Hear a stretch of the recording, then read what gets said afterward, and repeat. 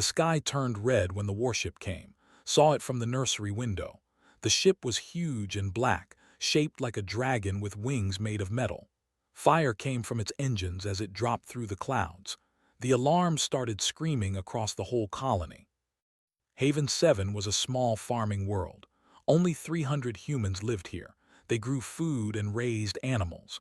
They were not soldiers. They were simple people who wanted a quiet life far from the busy center of human space. Now death was falling from the sky. Heard people running outside. She heard shouting and crying. The emergency voice on the speakers told everyone to go to the underground bunkers. The voice said this was not a drill. The voice said the Red Dragon Pack had come. Everyone in the galaxy knew about the Red Dragon Pack. They were a race of reptile warriors who stood 7 feet tall. Their scales were red like blood. Their eyes were yellow like fire. They had claws that could cut through metal and teeth that could bite through bone. The Red Dragon Pack was the most feared clan among all. They raided planets. They killed. They took what they wanted. No one could stop them. Did not run to the bunker. She could not. In her arms, 3 small creatures were sleeping. They were hatchlings, bobbies no bigger than cats. Their scales were silver, not red, and they made soft sounds as they breathed. They had been with for 6 weeks now. She remembered the night they found them. A small ship had crashed in the mountains.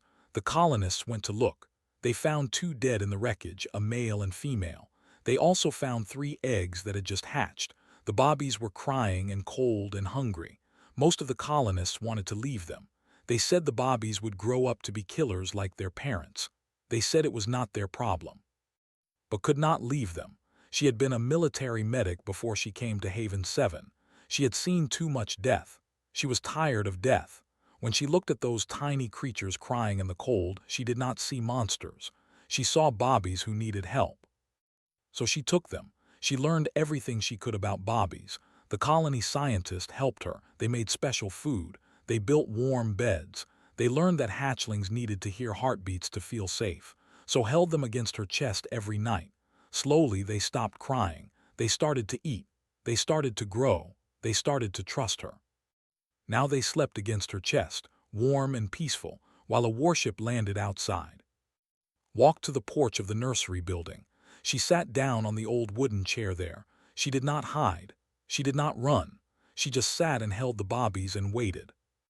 The warship landed in the main square of the colony. The ground shook. Dust flew everywhere. Then the doors opened and the warriors came out. There were 50 of them. They wore black armor with red dragon symbols. They carried plasma rifles and curved swords. Their red scales shined in the sunlight. Their yellow eyes looked around for enemies to kill. At the front was their leader. He was bigger than the others, almost 8 feet tall. His scales were dark red, almost black, and he had scars on his face from many battles.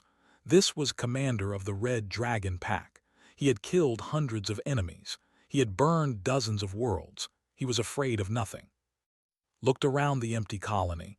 He expected humans to fight or run or beg, but there was nothing. The streets were empty. The buildings were quiet. It was strange. Then he saw her, a human female sitting alone on a porch. She was not running. She was not screaming. She was just sitting there, holding something against her chest. Walked toward her. His warriors followed. Their boots were loud on the ground. They stopped in front of the porch and raised their weapons. Looked up at them. Her heart was beating fast, but she kept her face calm. She had faced death before. She was not going to show fear now. Looked at her with his yellow eyes. Then he looked at what she was holding. His eyes went wide. His whole body became still. The 3 hatchlings were sleeping against her chest. Their silver scales moved up and down as they breathed. One of them made a small happy sound and pushed its face deeper into her warmth. Second in command stepped forward. She was smaller than but covered in battle scars. She had lost one eye in a fight long ago. She looked at the hatchlings and her mouth fell open. "Commander," she said quietly, "those scale patterns, they are Silver Fang clan." Knew what that meant. The Silver Fangs were enemies of the Red Dragons. They had been enemies for 1,000 years. They had killed many Red Dragon warriors. The Red Dragons had killed many Silver Fangs. There was only hate between them. And here was a human, a member of the weak prey species, holding silver fang bobbies like they were her own children. Human said, his voice was deep and rough. What is this? Why do you have young? Looked at him, she held the bobbies a little. They kept sleeping, safe in her warmth. Their ship crashed, she said. Her voice was calm and clear. Their parents died. No one came for them, so I took care of them. Stared at her. In all his years of war, he had never seen anything like this. He did not know what to do. He had come for blood. He had found something else entirely. Could not move. His warriors could not move. 50 killers stood in front of one human woman, and none of them knew what to do. Walked closer to look at the hatchlings. Her one good eye studied their faces, their scales, the way they breathed. Yes, they were silver fangs. She could see it clearly now. The silver scales, the small horns on their heads, the shape of their claws, these were children of the enemy. In culture, there were rules about enemy children. If you found them alone, you left them to die. If their parents were dead, you walked away. You did not help them. You did not feed them. You did not care for them. The hate between clans was stronger than mercy. This was how it had always been. But this human had broken all those rules. She did not know them. She did not care about them. She just saw bobbies who needed help, and she helped them. You should not have done this, said Tu. These are silver fang young. They are enemies. Looked at, she saw the scars. She saw the missing eye. She saw a warrior who had spent her whole life fighting. They are bobbies, said simply. They were cold and hungry and scared. I do not care what clan they come from.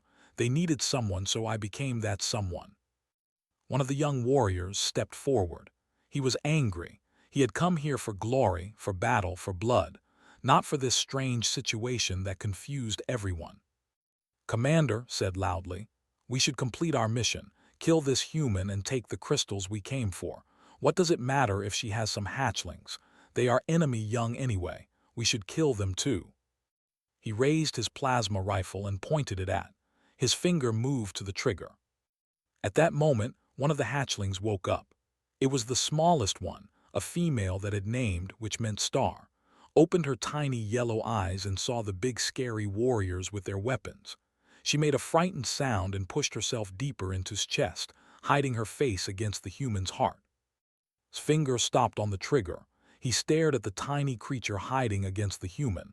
Something in his chest felt strange. He did not understand it. Put her hand on small head. She made soft sounds to calm her, the same sounds she made every night when the hatchlings had bad dreams. Slowly stopped shaking. She heard its heartbeat. She felt safe again. The other 2 hatchlings woke up too, had named them, and which meant sky and ocean. They looked at the warriors with wide eyes, but they did not cry. They stayed close to. They trusted her completely. Watched all of this. He saw how the hatchlings looked at the human. He saw how they trusted her. He saw how they found comfort in her arms. In all his life, he had never seen young act this way with anyone who was not their parent. Put down your weapon, said Tu. His voice was cold and hard. Looked at his commander with surprise. But sir, our mission. I said put it down. Eyes burned with warning. Lowered his rifle. He was confused and angry, but he was not stupid enough to disobey his commander. Looked at again. Human, tell me everything from the beginning. So told him. She told him about the crash in the mountains. She told him about finding the dead parents and the crying bobbies. She told him about bringing them to the colony. She told him about the weeks of trying to understand what they needed. She told him about the long nights holding them, letting them hear her heartbeat, teaching them that they were not alone. They cried for 3 days when we first brought them here, said. They would not eat, they would not sleep, said they were dying of sadness, so I held them. All day and all night I held them. I let them hear my heart. Slowly they started to calm down. Slowly they started to trust me. She looked down at the 3 hatchlings. They were awake now, watching the warriors, but they were not afraid anymore. Was here, would keep them safe. They know my voice, continued. They know my smell. They know my heartbeat. To them I am their mother now. I did not plan this. I did not want to be a mother to dragon bobbies, but they needed someone and I could not walk away. Felt something she had not felt in many years. Her chest hurt, but not from any wound. It was a different kind of pain, a pain that came from seeing something beautiful that she thought had died long ago. Was silent for a long time. The other warriors waited. Nobody moved. Nobody spoke. Finally spoke. In our culture, there is a concept called al. It means the debt of life. When someone saves a life, they create a bond that can never be broken. This bond is sacred. It is older than the clans. It is older than our wars. He looked at with his yellow eyes. You have given al to these young, even though they are not your kind, even though their people are our enemies. You did not ask for anything. You did not expect anything. You simply gave. Did not know what to say. She just held the hatchlings and waited. This changes things, said quietly. This changes everything. Ordered his warriors to lower their weapons. Some of them did not want to, but they obeyed. He was their commander. His word was law. Show me, said Tu, show me how you have cared for them. Stood up slowly. The hatchlings climbed onto her shoulders and held on. They looked at the big scary but stayed close to their human mother, walked into the nursery building, and followed. The other warriors stayed outside.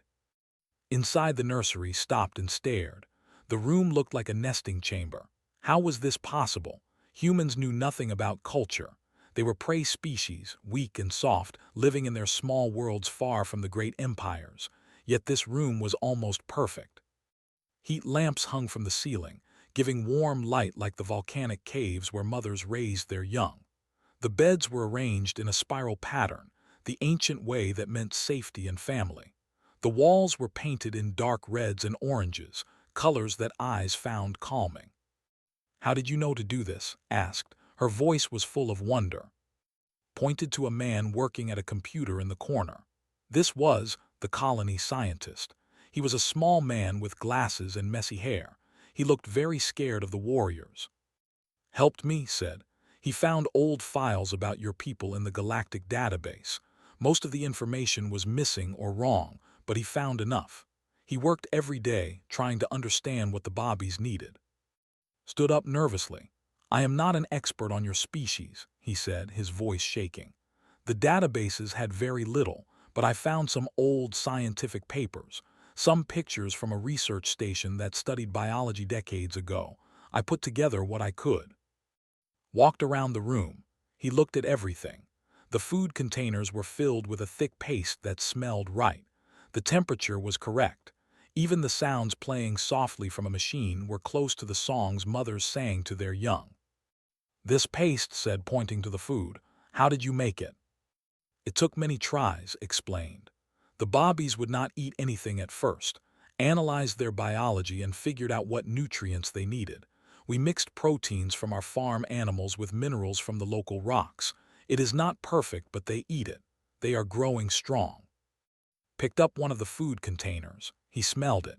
It was not exactly like true nursing milk, but it was close, very close. These humans had created this with almost no knowledge, using only their primitive tools and their desire to help. Knelt down and looked at the beds. The blankets were arranged in the exact spiral pattern that tradition required. This pattern was not in any database she knew of. It was an old secret, passed down from mother to daughter for thousands of years. How did you know about the spiral? Asked. Smiled a little. I did not know about it, but every time I put the bobbies to bed, they would move the blankets themselves. They would push and pull until the blankets were in this shape. So I started making the shape for them before putting them down. It made them happy. It helped them sleep. Felt something strange in his heart. These humans had watched and learned. They had paid attention to what the hatchlings needed. They had changed their behavior to make the bobbies comfortable. This was not what prey species did. Prey species ran away. Prey species did not care, yet these humans had cared more than most would have. The hatchlings said, they are healthy. Come see, said. She sat down on a soft chair and put the 3 hatchlings on a table in front of her, and sat there looking at the big with curious eyes. They were not scared anymore. If was calm, they were calm too. Looked at them closely. Their scales were bright and clean. Their eyes were clear and sharp. Their muscles were developing well. These were not sick, weak creatures dying slowly. These were strong, healthy hatchlings who were thriving. They are beautiful, whispered. She did not mean to say it out loud. The words just came out. The biggest of the three hatchlings walked across the table toward. He looked up at her face with his little yellow eyes. He was not afraid. He was curious. He reached up with one tiny clawed hand and touched the scar where his eye used to be. Froze, nobody touched her scars. Nobody dared. But this tiny creature, this baby of her enemies, was touching her face with gentleness she had forgotten existed.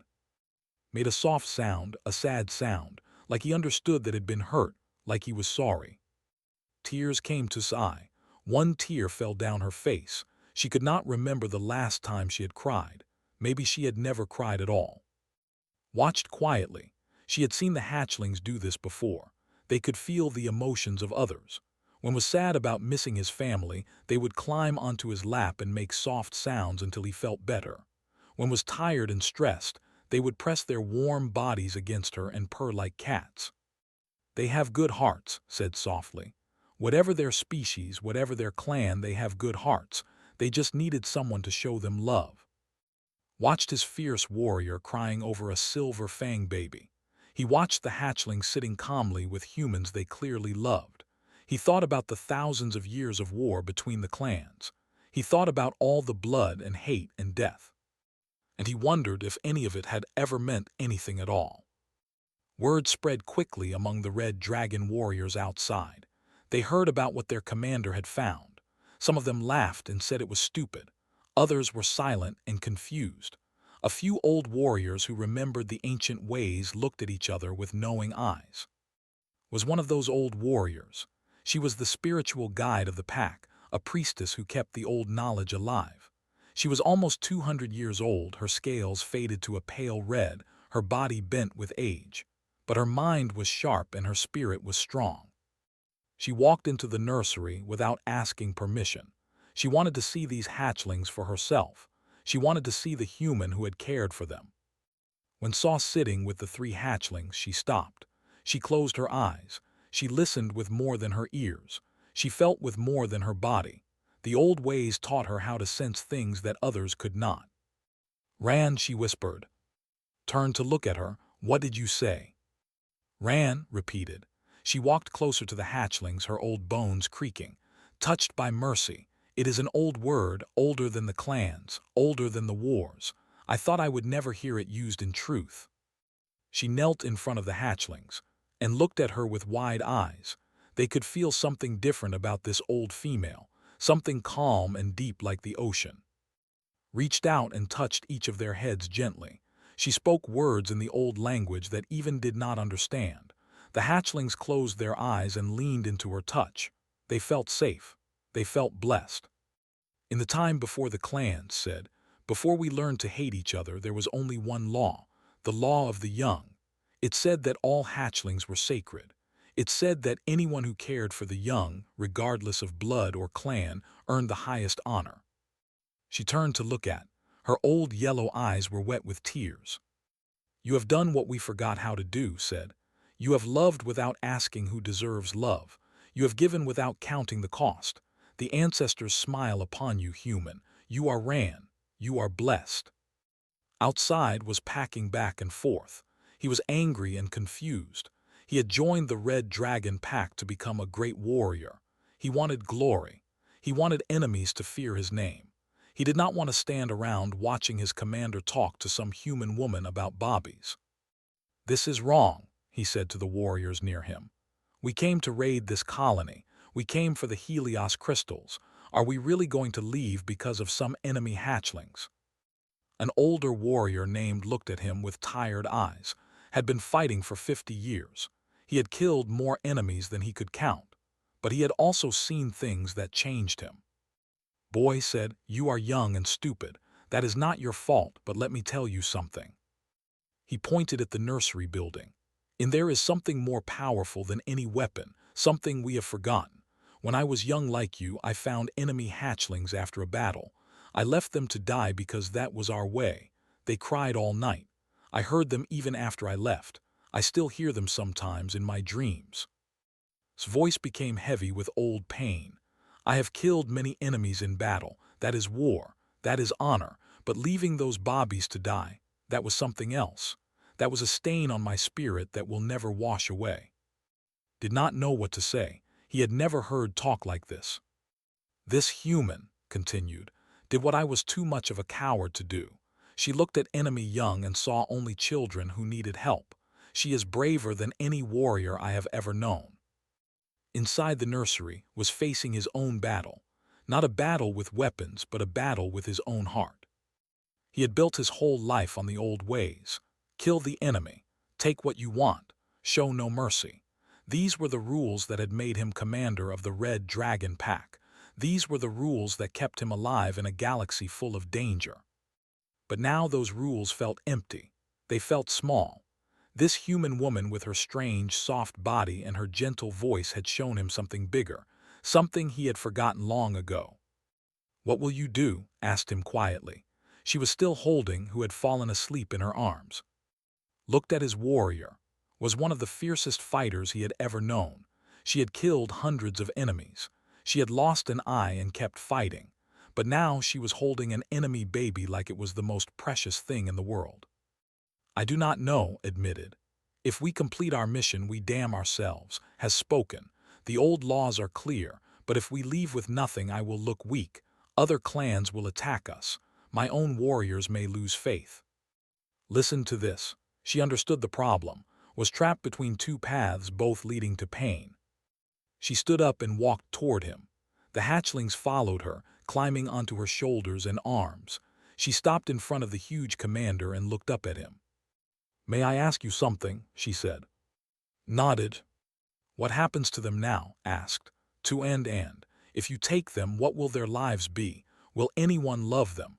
Or will they be raised as enemies, taught to hate, turned into weapons?" Was silent. He knew the answer. If the hatchlings went to any clan, they would be raised as outsiders at best, enemies at worst. The hate between clans would mark them forever. "They know my heartbeat," said softly. "They know my voice. They trust me. I cannot give them back their real mother, but I can give them a life where they are loved. Is that not worth more than any crystal or any glory?" The question hung in the air like smoke after a fire. Walked out of the nursery and stood before his warriors. 50 pairs of yellow eyes looked at him. They were waiting for orders. They were waiting to know if they would fight or leave. The sun was setting over Haven 7. The sky was turning red and gold, like dragon fire painted across the clouds. Took a deep breath. "Brothers and sisters," he said, his voice carrying across the square. "We came here for blood and treasure. We came to take what we wanted because we are strong and they are weak. This is our way. This has always been our way." The warriors nodded. Some of them gripped their weapons, ready to fight. "But today we found something we did not expect," continued. "We found a human who did what we would never do. She saved the lives of enemy young. She fed them. She held them. She loved them, not for reward, not for honor, just because they were small and scared and alone." He paused and looked at his warriors, one by one. "Our ancestors had a word for this. Al, the debt of life. It is older than our clan wars. It is older than our hate. When someone gives Al, they create a bond that cannot be broken. This human has given Al to Young. To harm her would be to spit on everything our ancestors believed." Stepped forward, his face was hard. "Commander, with respect, these are Silver Fang Young, enemies. Why should we care what happens to them or to this human?" Looked at the young warrior. He remembered being like once, full of fire and anger and certainty. He remembered thinking he knew everything about honor and strength. "Because," young one said, "true strength is not just about killing. Any fool can kill. True strength is knowing when not to kill. True honor is recognizing honor in others, even if they are different from us." Stepped forward and raised her ancient staff. "I have spoken the words of Ran. These hatchlings are blessed. This human is blessed. The old laws are clear. Anyone who harms them will face the judgment of the ancestors." The warriors shifted uneasily. None of them wanted to anger the ancestors. None of them wanted to carry a spiritual curse. Made his decision. He turned to Face, who had followed him outside with the hatchlings still clinging to her. "Human," he said formally, "I, commander of the Red Dragon Pack, declare this colony under our protection. From this day forward, Haven 7 is a friend of the Red Dragons. Any who threaten you will answer to us." Stared at him in shock. She had expected death. She had expected to watch her colony burn. She had not expected this. "As for the hatchlings," continued, "they will stay with you if you wish. You have proven yourself worthy to raise them, but they must also know their heritage. They must learn our language, our history, our ways." He turned to, "You will stay here as liaison. You will teach the young ones what it means to be. You will make sure they grow up knowing both worlds." Bowed her head. "I accept this duty, Commander." Then something unexpected happened. The angry young warrior walked forward. His face had changed. The anger was gone. Something else was there now. Something like shame and something like hope. He stopped in front of and lowered himself to his knees. A warrior, kneeling before a human farmer. The other warriors gasped. This had never happened before. "Human," said, his voice was rough with emotion, "I pointed my weapon at you. I threatened your life and the lives of the young ones. I was wrong. I was blind and stupid and wrong." He spoke the ancient words that had not been spoken to any non in 1,000 years. "Your blood is my blood. Your enemies are my enemies, until the stars grow cold. I give you my oath. I am bound to you now." Did not know what to say. She looked at for help. "He has given you a warrior's oath," explained. "It is the highest promise a can make. From now on, he will protect you and yours with his life."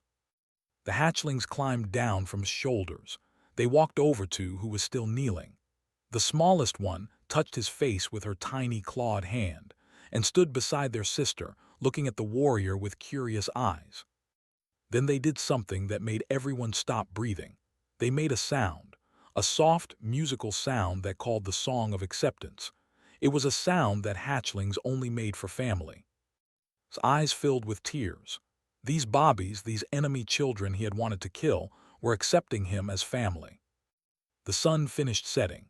The sky turned from gold to purple to black. Stars appeared overhead, millions of lights scattered across the darkness. The red dragon warship lifted off and flew away, leaving and behind. The colonists slowly came out of their bunkers. They found their colony safe. They found their farmer woman standing with warriors like old friends. Later that night sat on her porch.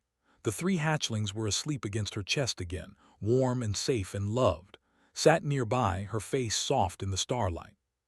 "I do not understand humans," said quietly. "You are weak. You have no claws, no scales, no natural weapons. Yet you showed more courage today than warriors I have known for decades." Smiled and stroked small head. "Maybe courage is not about being strong. Maybe it is about doing the right thing even when you are scared." Thought about this for a long time. "Perhaps," she said, "perhaps that is exactly what courage is." Across the galaxy, word began to spread. The humans of Haven 7 had saved young. The prey species had shown more honor than warriors. Something had changed. Something small but important. A crack had appeared in the wall of hate that divided species. And in that crack, something new was growing. Something that looked a lot like hope. On the porch held her sleeping hatchlings and watched the stars. Somewhere out there, the universe was vast and cold and dangerous. But here, in this moment, there was warmth. There was love. There was a family made not by blood but by choice. And that thought was the most human thing of all.